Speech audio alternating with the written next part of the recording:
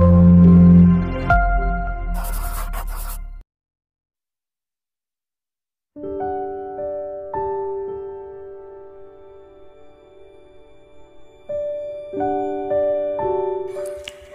sering membagi filosofi hidup itu seperti ini. Nanti kalau teman-teman belajar filsafat, coba dicek ya. Gagasan-gagasan filsafat itu jenisnya apa? Dalam catatan saya, filsafat itu ada yang jenisnya ideal. Seperti minggu lalu kita belajar Aristoteles, itu jenis filsafat idealisme. Idealnya begini loh. Bagusnya begini loh, yang benar itu begini loh, yang seharusnya seperti ini loh. Itu namanya filosofi hidup yang dasarnya idealnya. Kadang-kadang kita itu kalau untuk menilai diri kita pakai dasar idealnya, sehingga nganggap diri kita itu mesti baik saja.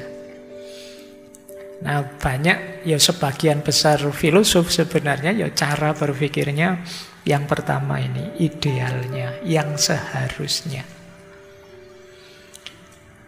Tapi nanti ada filosof yang dasar filsafatnya adalah kenyataannya. Faktanya memang begini. Nah, nanti termasuk Machiavelli yang kita bahas malam hari ini itu, beliau lebih banyak melihat kenyataannya. Jadi ya memang begini mau apa. Kadang idealnya sih luar biasa, tapi ya kenyataannya bisa kebalikannya. Nah, yo idealnya misalnya ada yang bilang kita itu ya bangsa timur, ya ramah tamah, unggah-ungguh, menghargai kemanusiaan dan lain sebagainya. Itu kan idealnya. Kenyataannya bisa kebalikannya. Atau bisa sudah mulai ada pergeseran-pergeseran. Nah, ini jenis kedua. Nanti ada lagi yang berfilsafat tentang hidup, dasarnya bukan idealnya atau kenyataannya, tapi biasanya. Biasanya begini. Nah, mahasiswa kalau ingin sukses itu biasanya begini. Overthinking itu cara mengatasinya biasanya begini. Itu namanya dasarnya biasanya. Kalian mungkin sering problem solving dengan dasar biasanya. Menyelesaikan masalah dengan pedoman biasanya saya begini. Nah, ini juga jenis filsafat. Beberapa filosofi kontemporer yang mungkin isinya jenis-jenis tips atau trik, cara ini, cara itu biasanya dasarnya biasanya. Biasanya itu mungkin sebagian benar, sebagian tidak relevan, tidak cocok. Biasanya sih. Kalau ingin jadi anak baik, lakukan ini. Itu biasanya dasarnya biasanya. Di orang lain rumus ini bisa tidak manjur, tapi di banyak orang manjur. Itu namanya biasanya. Yang terakhir ini paling berat. Yang dasarnya pokoknya. Pokoknya kudu ngene. Nah, itu tidak bisa didebat. Cirinya pokoknya itu tidak bisa dibantah, tidak bisa didebat, tidak boleh dipertanyakan. Pokoknya. Ada juga banyak filosofi-filosofi yang dasarnya pokoknya. Jenis-jenis nalar yang agak ideologis yang tertutup itu banyak yang model pokoknya. Wis pokoknya. Kenapa kok rajin sekali ikut ngaji filsafat? Wis pokoknya ngaji saja. Itu pokoknya namanya. Kamu tidak punya argumen. Tapi kalau jawabanmu biasanya saya memang hadir. Kalau hadir rasanya tidak enak. Itu biasanya. Nanti mungkin ada yang kenyataannya. Ya mau gimana lagi, memang faktanya seperti ini ya, itu kenyataannya. Ada yang idealnya. Kalau idealnya itu ya biasanya pakai argumen, pakai dasar, pakai alasan, pakai dalil. Itu idealnya. Nah, kita posisikan ya Machiavelli malam hari ini, itu beliau berfilsafat dengan dasar dua yang tengah, antara kenyataannya dan biasanya. Jadi bukan idealnya. Kalau kita punya tema-tema seperti di Aristoteles kemarin, ya harusnya saling menghormati, menghargai, harus begini gitu. Itu kan idealnya. Faktanya orang berpolitik itu seperti ini. Dan itulah yang dibidik oleh Machiavelli. Jadi malam hari ini tidak boleh baper ya. Isinya agak nyelekit. Banyak orang tidak setuju pasti. Tapi beliau ingin bilang, loh, politik memang kenyataan dan biasanya begitu yang dilakukan oleh orang-orang. Kalau ingin menang, ingin sukses, ingin unggul di dunia politik. Jadi malam hari ini mungkin saya ngomong teori dari Machiavelli ya. Contohnya sedikit saja, kalian sudah punya banyak contoh sendiri. Tinggal kalian cari di sekelilingmu mungkin ada. Baik. Jadi ini pemetaan namanya, dari sisi yang berbeda tentang filsafat. Kita lanjutkan. Tadi saya kasih judul Machiavelli itu jenis pragmatisme politik. Pragmatisme itu apa? Pragmatisme itu dikenal sebagai filsafat yang mengutamakan hasil daripada proses. Itu namanya pragmatisme. Dikenal sebagai jenis filsafat khas Amerika. Jadi tokoh-tokoh yang di situ saya tulis itu Amerikan semua. Ada William James, ada Charles Peirce, ada John Dewey. Itu tokoh-tokoh pragmatisme Amerika. Cirinya di situ saya tulis beberapa ya. Ini nanti silakan teman-teman baca sendiri, saya ringkes saja. Ini untuk mengantarkan kita biar tidak salah paham terhadap Machiavelli. Jadi pragmatisme itu fokus pada hasil praktis. Jadi kalau ada ide atau gagasan, dinilai hasil praktisnya. Kamu ikut ngaji sudah sekian tahun, itu hasilnya apa? Tidak tahu Pak saya itu. Paling bulat, paling tidak jelas apa itu. Berarti kamu salah secara pragmatis. Tidak ada gunanya. Itu pragmatisme. Jadi dilihat hasil konkretnya apa. Kamu kuliah sudah hampir 7 tahun ini, hasilnya apa? Kalau kamu tidak bisa jawab hasilnya apa, ya kuliahmu meaningless, tidak ada gunanya. Jadi orang-orang pragmatis itu fokus pada hasil. Yang kedua, orientasi mereka itu solusi dan tindakan yang konkret, tidak sekedar teori. Tidak ada gunanya teori bulat, ruwet, ndaki-ndaki, tapi tidak ada actionnya, tidak ada perubahan yang dilakukan, tidak ada tindakan konkretnya. Ngomongnya panjang lebar, tapi dari sekian banyak yang Bapak jelaskan itu yang sudah Bapak jalankan mana? Belum. Ya kita belajar bersama ya. Itu bagi orang pragmatis lah, apa gunanya? Jadi ada fokus pada solusi dan tindakan konkret. Nah, ini dua ciri yang pertama itu dari William James. Ada lagi ciri dari Charles Peirce. Orang pragmatis itu biasanya fleksibel. Lihat situasi. Oh, kalau dosen ini saya harus rajin belajar biar nilai bagus. Nah, kalau dosen ini harus sering ke rumahnya bawa buah 5 kilo atau 6 kilo. Nanti nilainya bagus. Oh, kalau dosen yang ini itu harus agak banyak tanya karena beliau senang dengan ini. Namanya pragmatis. Kamu cari, oh untuk situasi ini harus begini, situasi ini harus begitu. Jadi orang pragmatis itu bisa fleksibel merespon situasi. Jadi kadang-kadang rasanya kayak kamu kok mencela-menceli. Enggak, ini bahasanya jangan mencela-menceli, terlalu kasar. Saya lebih pragmatis. Kalau ada maunya ini ya saya melakukan ini. Nah, itu ganti maunya beda lagi. Nanti sama siapa ngomongnya bagaimana, sama yang lain ngomongnya bagaimana, demi tujuan tertentu. Itu namanya pragmatis. Oke. Baik, nanti kata Charles Peirce lagi, orang pragmatis itu menilai berdasarkan konsekuensinya. Sama kayak tadi ya, konsekuensinya apa yang dilakukan ini? Baru baik kalau kelihatan hasil baiknya. Kemudian kata John Dewey, ujiannya ide itu dalam pengalaman. Bolehlah kalian berteori tinggi-tinggi, berteori rumit-rumit, tapi coba dicek efektivitasnya dalam pengalaman. Jalan begitu enggak? Kalau enggak ya teorimu enggak realistis. Enggak pragmatis. Nah, ide pada akhirnya dianggap sebagai hanya alat.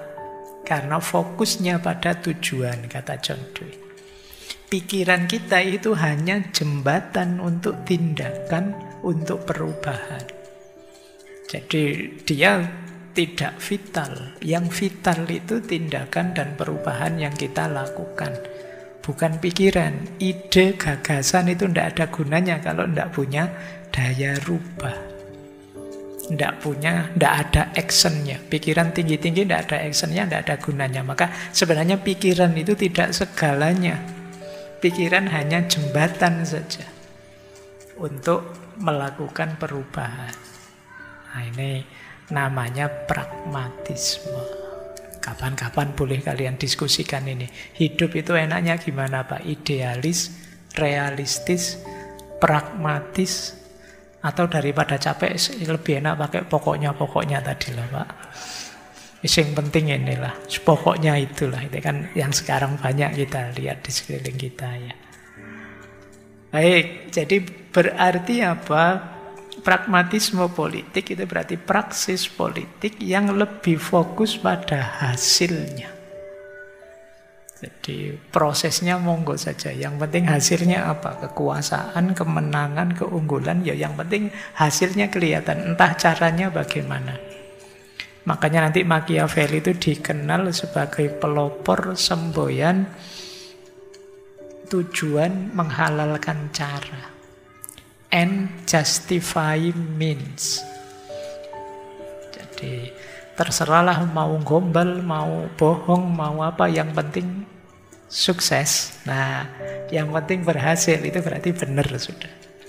Jadi benar salahnya dilihat di hasilnya. Yang penting kan dapat ijazah, Pak. Nah, meskipun, nah itu, yang penting kan jadi guru besar. Yang penting kan, nah itu kayak gini nih logika pragmatis namanya. Oke ya, itu nanti diskusimu lah. Yuk kita lanjutkan. Jadi itulah pragmatisme. Nah, politik sekarang. Kalau tadi pragmatisnya, sekarang politiknya. Ada banyak sekali teori politik, cuma dalam praksisnya politik itu bisa bermakna positif, bisa bermakna negatif dalam wacananya. Jadi kan banyak orang yang nganggap politik itu negatif. Kemarin ada beberapa contoh juga. Tapi secara idealis sebenarnya ya politik itu ya positif. Kalau tidak ada politik gimana kita menata hidup bersama orang lain. Jadi berarti ada banyak makna. Nah itu beberapa yang saya tulis ya.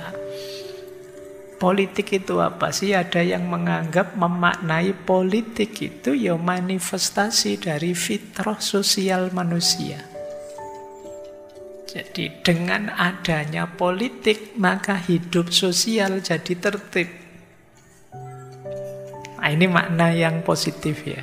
Dia adalah arena dari kecenderungan atau fitrah alamiah manusia yang makhluk sosial. Kita itu, ini Aristoteles minggu lalu kan, kita itu makhluk sosial. Nah untuk hidup bersama perlu penataan. Untuk bisa penataan ya berarti harus ada politiknya. Kalau di Aristoteles kemarin tata kotanya. Gimana kita mengelola hidup bersama. Nanti ada yang memaknai politik itu arena kebaikan bagi individual. Jadi politik itu adalah wadah kita untuk mengekspresikan diri kita dalam kebaikan-kebaikan. Makna seperti ini bisa kita temukan misalnya dalam mana-mana politik yang lebih sofistik. Mungkin yang lebih berhubungan dengan akhlak, moral, pengembangan diri. Jadi ada arena untuk kita melakukan kebaikan khususnya kepada sesama kita. Nah, arena itu namanya politik. Politiklah yang menata kepada siapa kita harus berbuat baik, kepada siapa harus kita hargai, kapan kita patuh, kapan kita harus bergerak sendiri, dan lain sebagainya. Makanya disebut arena kebaikan. Nah, sehingga politik menjadi jalan pengembangan diri. Ada dua makna yang orang sering menganggapnya negatif, tapi dalam prakteknya paling sering kelihatan. Ini dua makna yang terakhir, yaitu makna politik sebagai arena perebutan kekuasaan. Jadi politik adalah ihwal siapa menguasai siapa. Siapa yang menang dia berkuasa, siapa yang kalah dia inferior dikuasai. Ini makna yang ketiga, yang sering orang menganggapnya negatif. Ada makna yang keempat, yaitu politik sebagai arena mencari keuntungan.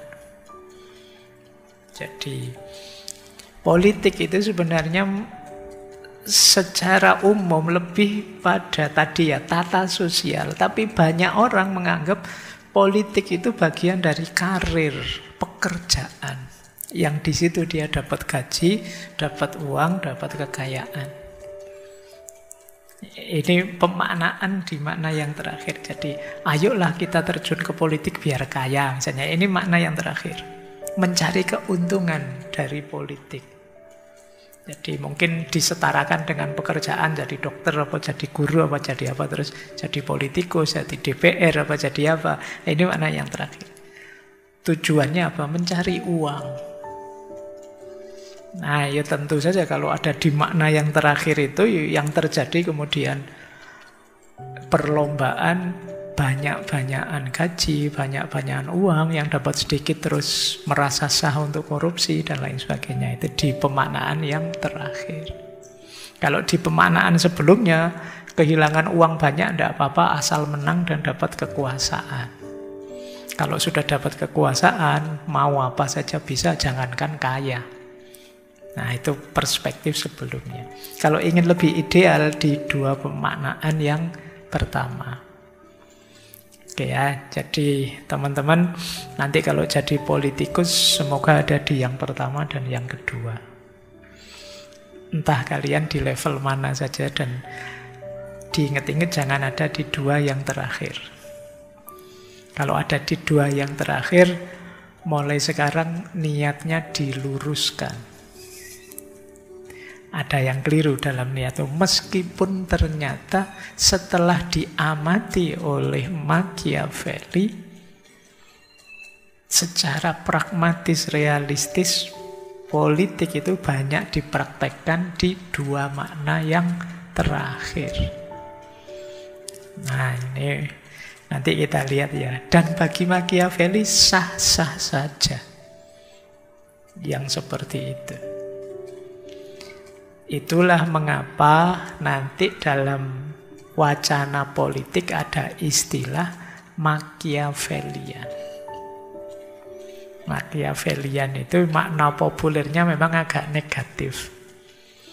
Kalau kalian dianggap, wah kamu alirannya apa? Saya Machiavellian, itu mungkin nggak ada orang berani bilang begitu. Kenapa? Karena maknanya negatif. Jadi secara populer Machiavellian itu orang yang membolehkan penipuan, manipulasi, dan kelicikan demi mendapat kekuasaan. Atau orang yang tidak peduli prinsip moral dan etika saat mengejar kekuasaan dan tujuan politik. Ini namanya Machiavellian. Makanya kalian jangan bangga kalau ada, wah kamu pinter sekali, aliranmu Machiavellian menurut saya. Itu sebenarnya sedang melecehkanmu itu kalau ada yang bilang begitu. Secara populer ya, meskipun nanti pikiran-pikiran beliau bisa kita analisis lebih dalam, tapi makna populernya itu dalam wacana politik. Kenapa bisa begitu? Nanti ada beberapa asumsi yang mendasarinya. Kalau filosof itu kan tidak asal ngomong, beliau punya argumen juga. Meskipun argumen-argumennya dasarnya tadi ya, kenyataannya atau biasanya. Itu yang terjadi.